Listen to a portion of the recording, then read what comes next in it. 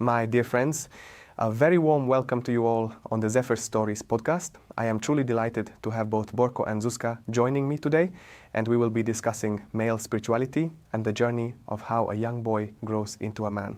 To start off, let's talk about our vision and our goal. Borko, would you like to begin? When Marek first approached me to discuss why we should consider creating yet another podcast in this current era where there are already so many options out there, I found myself really thinking about how we could do it differently and why we should really go for it. You know what I mean? We want to offer a podcast that goes beyond the simple act of passive listening. We want to create a space where we invite you to actively engage, because it only makes sense when we work with the information rather than just listening to it in the background. Is that enough for now? I believe that is enough for now. And tell me, why the video format anyway?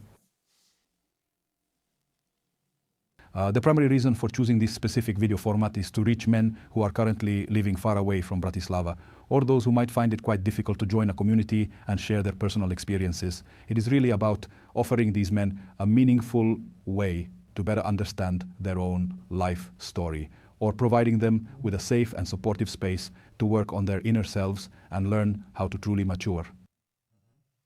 I'll just add that this year, Borek and I actually prepared a series of spiritual retreats, which was very successful. 50 men showed up, over 50, and at the last one there were 60, and we received many questions about when we are continuing, how we will continue, and how this will reach beyond Bratislava.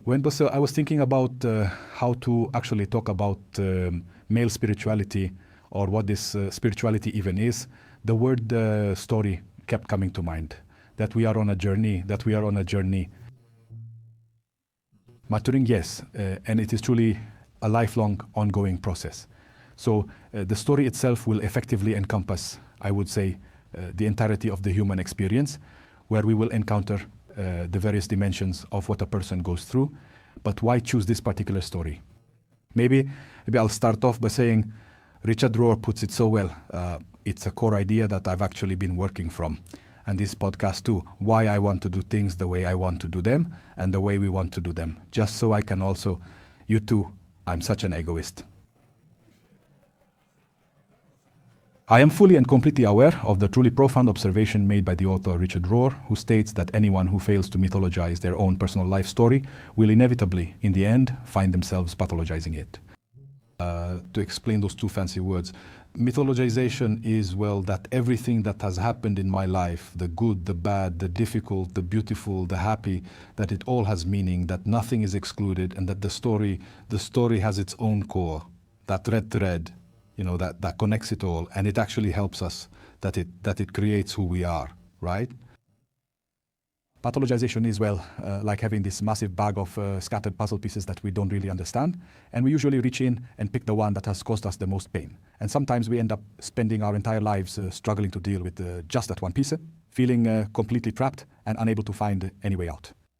Yeah, that it actually ends up destroying us. It takes away our zest for life. It takes away our courage, to work on ourselves, to change, to believe that I am capable of changing myself, right?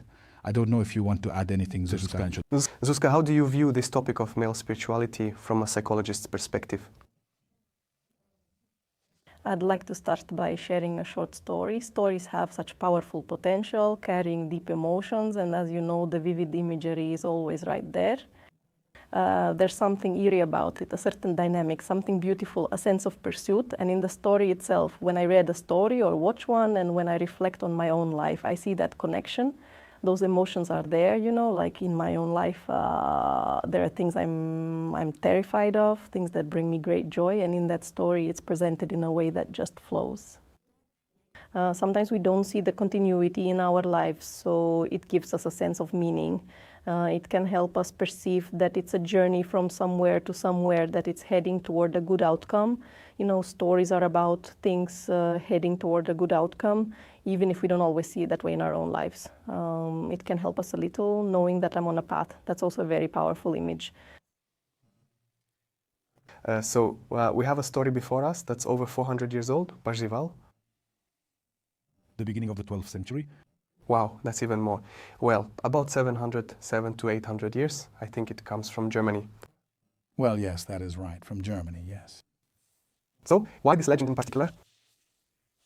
So we'll be working with the legend of Parzival, right, and with the legend that was written by Wolfram von Eschenbach, because there are several legends about Parzival, or they're also called Grail legends.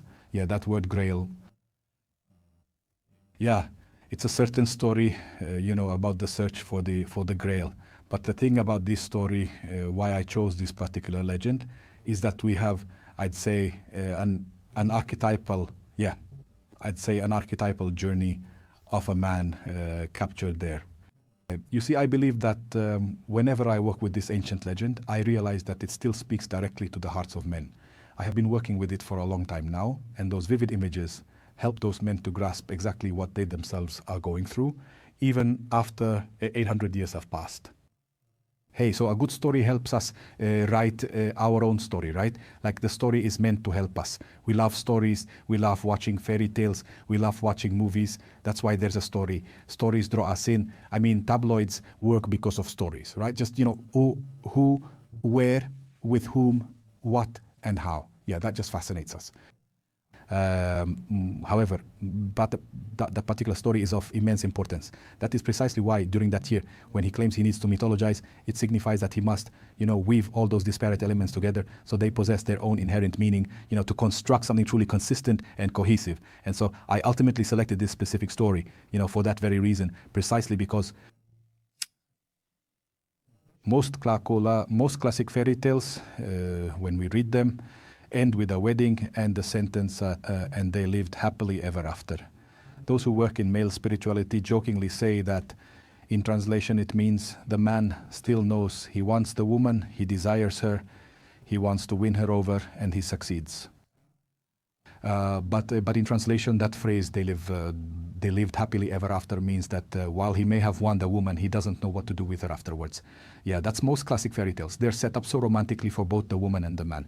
But paradoxically, real life only begins after the wedding. We rarely see that in movies and stories. The legend of Parzival is amazing precisely because it doesn't end with they lived happily ever after. It shows a man who, yes, went through that passionate phase, when he was driven by his sexuality.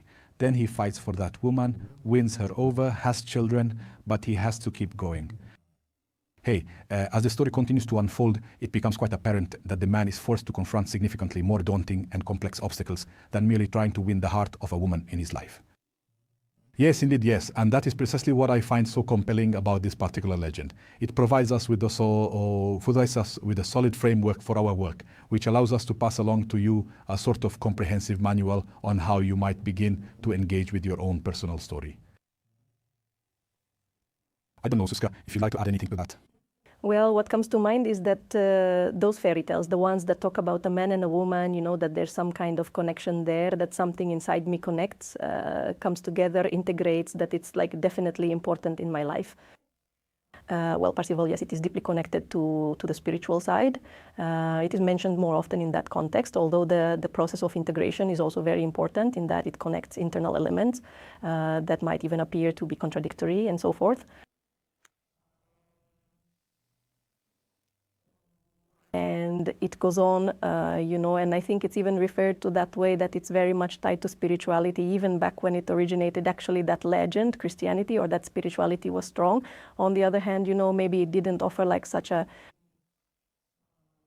story, that it didn't offer that kind of story, and that it all came together like that. That Parzival also originated from some earlier legend, and the author or authors just combined it, put it together, so there would be more of those emotions, so there would be more of that experience. That it's as if they miraculously named many things which are in truth just a natural part of the ongoing development of any human being or a grown man. Hey, please handle this first, as it is really quite important. Then you can move on and see it through to a successful finish. And now that we're on the topic of good endings, let's talk about what comes before that, because this podcast aspires to be more than just words, more words and just stories. It's also about tasks and at the very least work, our work, but also the work within the audience or the audience's work. So Borko, what do you have to say about this? What is the listener's task? As I had mentioned to you right at the very beginning, that We don't want to create another podcast where we just passively listen to information, because that would be pointless. Yeah, in that kind of, in spiritual growth, or I would even say in self-discovery, an active process makes sense. And yes, not everyone can, maybe afford a psychotherapist. Maybe even finding one is a problem. There aren't that many priests who can, provide guidance. But we all need or want to understand the story. And we want to create a space to explore how one might, what it could involve, how to specifically work with their own story. The key is the work you do yourself. What we are saying here is really not that important. It is just a very rough preliminary outline. Please do not think that we are trying to give you all the answers right now. That is certainly not our goal. Yes, we are not even going to cover every single detail. Look, the subject matter we are discussing here is intended to help you grasp the underlying meaning and how you might effectively apply it. However, the most important point to remember is that following every section, we will provide you with specific questions for you to practice with. And I want to say that this work is truly important, and it is really about you writing your own story. There is no one else who can do it. No one else can write your story for you. That is a task that falls only to you. I really need to understand the story of my own life. So we are going to write, and we are also going to paint. And why, you might ask, are we going to paint? Because by doing that, we would be engaging both the right and the left sides of our brain at the same time. And I would say that drawing, that's where you work with emotions, right? Writing, that's more about logic. And in my experience, I really like using both painting and writing, because I found that some men, tell me that they don't know how to paint. Everyone can. Someone just convinced us that we can't paint, or we thought that if I'm not Leonardo da Vinci, then I can't paint.